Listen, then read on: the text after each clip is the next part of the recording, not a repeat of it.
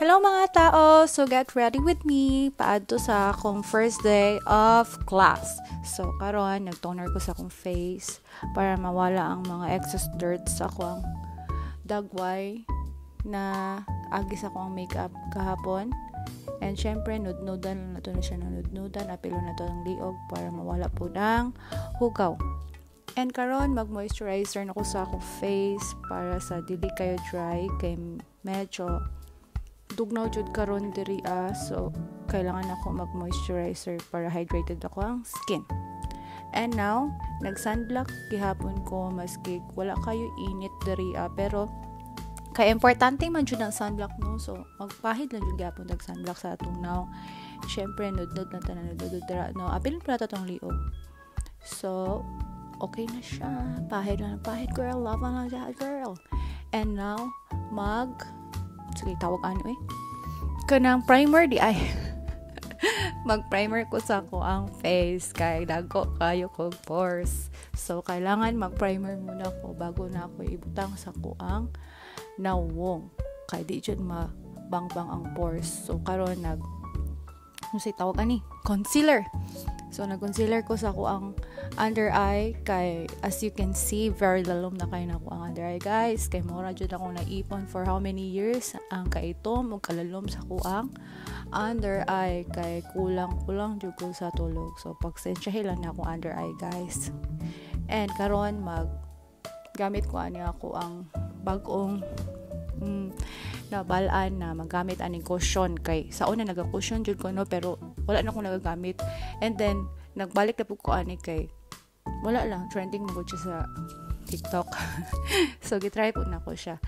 And mo na ni siya kapakaang naong dai para mapantay kay mura jud taog kanang white lady ang gawas ani kay puti kaayo ang shade, wala ko kabalo manggod kung unsa na shade nang dapat paliton. So bahala ka dira, check out.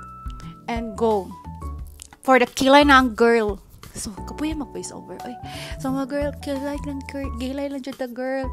Bahala na akong voice over diri sabtala jud na ninyo. Hala ko kay lisod jud kay magkilay labi na kapoy kay mag-drawing. So may na lang nag-state pa na ako ang micro blading sa ako ang kilay. So wala na ko pencil. So kung ginagamit na lang is kaning brow mascara and pahid lang diretso sa ako ang kilay and bahala na diraw sa dagway ana. And sige, kilay hantod sa mapantay para di ta murag bruha og nawong. And syempre bilin po na to ang pikas no, pantayon na to hantod sa murag laminated na atong brows. And then karon nag-curl ko sa akong lashes para ingon na mapungay ang mata, charot. Kailangan jud na ako mag mascara. So bago mag mascara kailangan curl ta sa tong lashes maski dili jud siya ma-curl og tarong. And syempre apilon po na to ang pikas mata para lain pud kay tan-awon kung dili mapantay no. And sige, mascara lang gyapon ang mascara da girl. Laban lang kay sige magpagpa-eyelash extension before, so na upaw imuhang pilok mo na resulta. Balik na pud ang mascara. So gamit na ko ng sa Maybelline na mascara. Sky high man ata na para pataas-taas daw ko no, pero mura magyapon. And karon naggamit lang ko moisturizer para sa lips para dili kay mga dry akong lips kay very tugnaw kay diri. And syempre nag-lip tint lang ko kay for the lip tint lang jud atong ma-afford. Gamit po na ko ng Everbelena na lip tint. And apilon po na to ang ato ang pink para na po i-color atong naong gamay. So i-blend lang nato siya ng i-blend para mabagay sa atong naong og dili kayo siya pula para mura dili mo gisagpa sa demonyo. And bugs. Di ba? Medyo gwapa.